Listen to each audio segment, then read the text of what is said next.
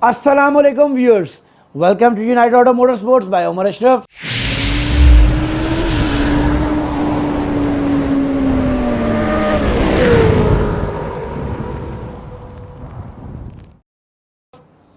We are here today with all new Yamaha R6, new shape, brand new 0 meter. आज हम बात करेंगे इस Yamaha R6 की 4th जनरेशन के बारे में, जो कि न्यू शेप है और यूनाइटेड ऑटो मोटरस्पोर्ट्स की अपनी इंपोर्ट है.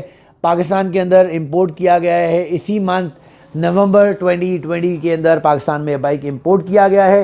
इसकी कंप्लीट डिटेल जानेंगे, साउंड टेस्ट करेंगे और प्राइस की बात करेंगे.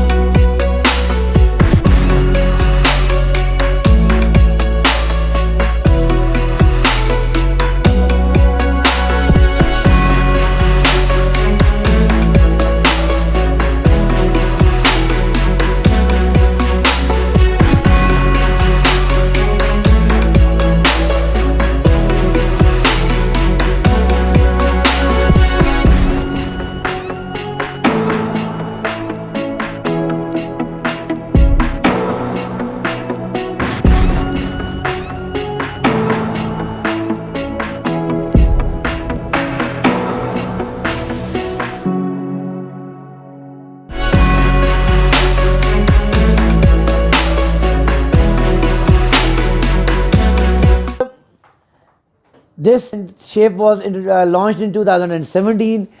2006 से लेके 2016 तक Yamaha R6 की एक सेम पुरानी शेप थी, which is still very much popular.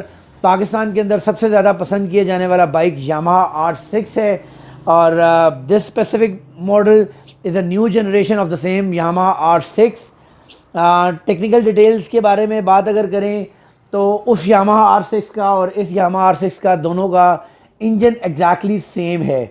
दोनों में सेम इंजन यूज़ किया गया है. जो मॉडल 2016 के अंदर इंजन यूज़ किया जा रहा था, वही 2017 के अंदर चीज़ें इंजन यूज़ किया गया है. डिफरेंस इस बाइक के अंदर इसकी कॉस्मेटिक डिफरेंस है और कुछ इलेक्ट्रॉनिक डिफरेंस है. This new shape of Yamaha R6 is most likely inspired by Yamaha R1. आप नए Yamaha R1 की शेप देखें अगर, तो ये शेप उससे बहुत ज़्यादा आपको रिजेम्बलेंस नज़र आती है इसके अंदर. इसकी फ्रंट लुक्स, इसका लाइट का स्टाइल, इसकी DRL, इसका meter is almost same like Yamaha R6. इस स्पेसिफिक मॉडल के अंदर हम जो बात करते हैं, स्टार्ट लेते हैं इसकी फ्रंट लुक से. जी तो व्यूअर्स, ये है Yamaha R6 न्यू शेप की फ्रंट लुक्स. और आप इसकी ये आईब्रोज देख सकते हैं और नीचे फुल लेंथ्स भी देख सकते हैं. एग्जैक्टली Yamaha R1 से मिलती जुलती चीज़ है और Yamaha R1 वाला थीम देने की कोशिश की गई है इसके अंदर. जैसे कि मैंने पहले बोला कि this new shape of Yamaha R6 is inspired by Yamaha R1. बहुत सारी चीज़ें Yamaha R1 से मिलती जुलती हैं. साइडों के ऊपर साइड मिरर्स भी आप देख सकते हैं कैसे लगाए गए हैं, जो कि Yamaha R1 से मिलते जुलते हैं. फ्रंट ब्रेक की बात की जाए तो dual disc brake with dual piston calliper दी गई है, बट इस न्यू मॉडल के अंदर 2017 के अंदर आपको एक ABS की ऑप्शन दी जाती है, जो कि पुराने किसी भी मॉडल के अंदर ABS की ऑप्शंस नहीं थी। बट इस न्यू शेप के अंदर यामाहा R6 के अंदर एक ABS की ऑप्शन आपको एक्स्ट्रा दी गई है। उसके अलावा इसके अंदर आपको क्विक शिफ्टर की भी ऑप्शन दी जाती है। यामाहा R6 के अंदर क्विक शिफ्टर और without quick shifter both version available होते हैं, ये भी एक ऑप्शन इसके अंदर दी गई है। उसके अलावा यामाहा R6 का जो बहुत सारे लोग बोलते थे कि जी हीटिंग इश्यूज़, तो मैंने पहले भी आप लोगों को गाइड किया था, क्योंकि हीटिंग इश्यूज़ इसके अंदर इतने ज़्यादा नहीं हैं। सिर्फ उसकी फेयरिंग की शेप ऐसी होती है कि जिसमें आपकी तमाम तर हीट आपकी टांगों तक आती है। अगर आप ये पुराना यामाहा R6 को देखें तो इसके एयर के वेंट्स आप देख सकते हैं इस जगह के ऊपर हैं, जो कि स्ट्रेट अवे आपकी टांगों के ऊपर हीट आती है, जिसकी वजह से लोग कहते हैं कि इसकी हीटिंग ज़्यादा है। बट इस यामाहा R6 के अंदर अगर देखा जाए तो इन्होंने फ्रंट के ऊपर यहाँ पर एक ऑप्शन दे दी गई है कि जो हीट एग्जिट यहाँ से होती है, जिसकी वजह से आपके टांगों के ऊपर बहुत ज़्यादा हीटिंग नहीं आती। उसके बाद हम बात करते हैं जी इसकी सीट की। इसको एग्जैक्टली सेम फ्रेम यूज़ किया गया है, सेम इंजन यूज़ किया गया है। अगर आप फ्रेम देखें पुराने मॉडल और नए मॉडल का, तो एग्जैक्टली सेम फ्रेम है, सेम स्विंग आर्म है। और डिफरेंस जैसा कि मैंने आपको बताया कॉस्मेटिकली डिफरेंस है। हाँ, यहाँ पर सीट को ज़रूर चेंज किया गया है। इसकी लुक्स चूँकि एग्जैक्टली वही है, बट सिटिंग पॉस्चर को थोड़ा सा कंफर्टेबल करने के लिए सीट की हाइट यहाँ पर थोड़ी सी कम की गई है। उसके अलावा ये जगह आप सीट पे देखें तो अब बेसिकली यहाँ पर आप पुराने जब यामाहा R6 में बैठते हैं तो उसकी सिटिंग पॉस्चर इस तरह होता है और आप टंकी की तरफ धकेले जाते हैं, बट इसके अंदर सिटिंग पॉस्चर को थोड़ा सा यहाँ से इधर से भी ड्रॉप किया गया है ताकि आप बैठने में कंफर्टेबल फील करें, और जो आपको ये फील आती है कि आप वो टंकी की तरफ जो है ना धकेला जा रहा है, वो फील इसके अंदर नहीं आती। मोनोशॉक लास्ट ओल्ड मॉडल की तरह एक अच्छा मोनोशॉक दिया गया है, और रेयर मड गार्ड भी इसका, रेयर टेल भी अगर देखी जाए तो आपको यामाहा R1 से मिलती जुलती नज़र आती है। तो ये बहुत सारी चीज़ें इसमें यामाहा R1 से मिलती जुलती आपको नज़र आएगी। और जैसा कि मैंने आपको ABS बताया, तो ये ड्यूल चैनल ABS है। फ्रंट और बैक दोनों के ऊपर ABS की ऑप्शन दी जाती है, और फ्रंट बैक के ऊपर single disc brake with single piston calibre दिया जाता है। इसका अपना ओरिजिनल टाइटेनियम एग्जॉस्ट लगा है, जो कि स्टॉक एग्जॉस्ट है, जो कि ब्रांड न्यू 0 मीटर मोटरसाइकिल है। किसी किस्म का कोई ऐड ऑन नहीं है, जो चीज़ें कंपनी से लग के आई हैं वही इसके अंदर मौजूद हैं।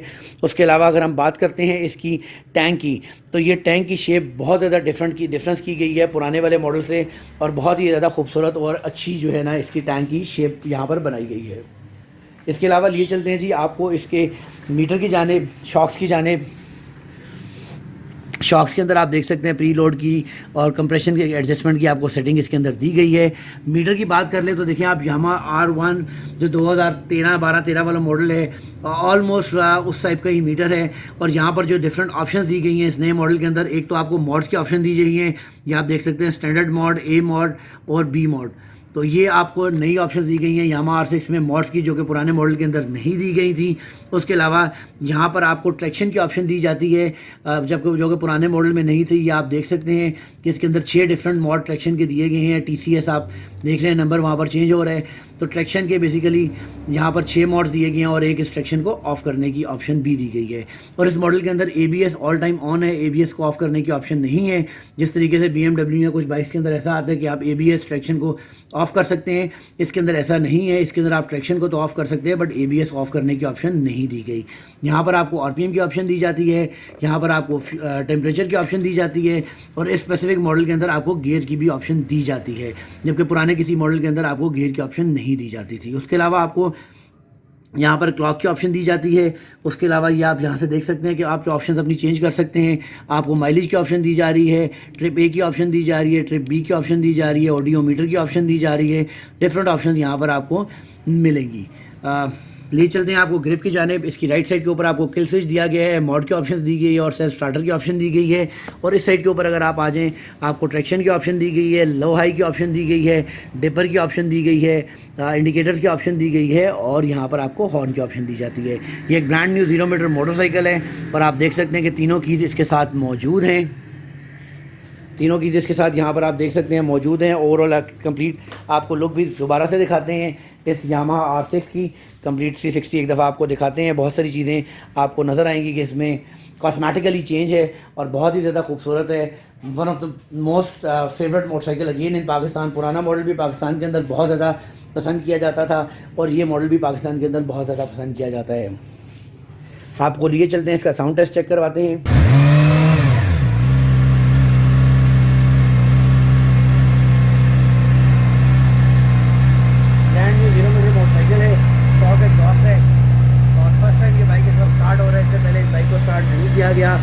ये 0 मीटर मोटरसाइकिल की फर्स्ट स्टार्टिंग है और आप देख सकते हैं स्मोक इस बाइक से वाटर थ्रोइंग इंजन ऑब्वियसली एक 0 मीटर बाइक है तो इंजन से बिल्कुल आपको ये स्मोक जिसे पानी भी बोला जाता है हमारी लैंग्वेज देसी लैंग्वेज के अंदर आपको नज़र आ रहा है और ये फर्स्ट स्टार्टिंग है इस बाइक की।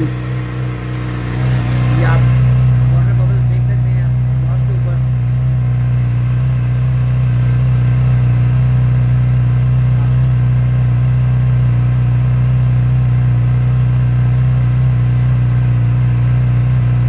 फर्स्ट टाइम स्टार्टिंग हुई है जी यामाहा R6 की brand new 0 meter which is imported in Pakistan by United Auto motorsports.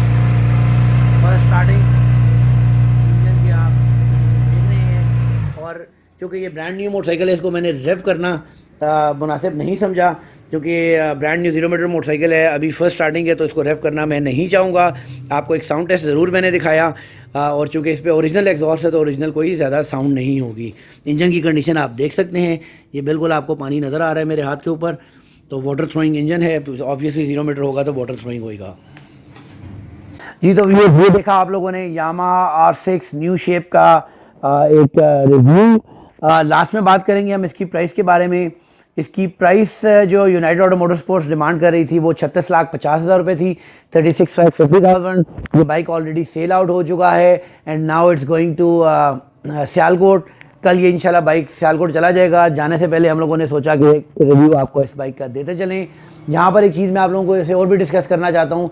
हमने यूनाइटेड ऑटो मोटरस्पोर्ट्स के पेज के ऊपर इस बाइक को अपलोड किया और मुझे देख के बड़ी अफसोस भी हुआ कि बहुत सारे लोग पाकिस्तान में जानते ही नहीं है बाइकिंग के बारे में और वो ऐसे स्टूपिड कमेंट कर रहे होते हैं जो कि बहुत गुस्सा भी आता है लेकिन मुनासिब ये समझता हूँ कि सिंपली उन कमेंट्स को डिलीट कर दूँ। भाई अगर आपको नहीं पता एक चीज़ की वर्थ का तो आपको कमेंट करने की ज़रूरत नहीं है। कोई लोग बोल रहे हैं जी 36 लाख का घर भी आ जाएगा, कुछ लोग बोल रहे हैं जी लोगों को बेवकूफ़ बनाया हुआ है, कोई ना कोई पागल मिल जाएगा। तो भाई एक चीज़ की वर्थ है, आपकी गवर्नमेंट की ड्यूटीज़ क्या हैं, आप इसकी कस्टम ड्यूटी के बारे में जानते हैं। एक बंदा लिख रहा है 15 लाख का मोटरसाइकिल होगा, और भाई 15 लाख से ज़्यादा तो इसकी कस्टम ड्यूटी पे हुई है। तो आप लोगों के पास अगर इन्फॉर्मेशन नहीं है तो प्लीज़ ऐसे कमेंट मत करें जिसकी वजह से ना दूसरे लोगों का दिल ख़राब हो। जो बंदा 35-40 लाख रुपए की चीज़ लेता है उसको तकलीफ़ होती है कि यार ये लोग किस किस्म की बात कर रहे हैं, मेरी तो चीज़ सेल हो गई है। बट अगेन जिस बंदे ने ये बाइक परचेज़ किया, आपके ऐसे कमेंट से क्या उसके दिल पे गुजरेगी।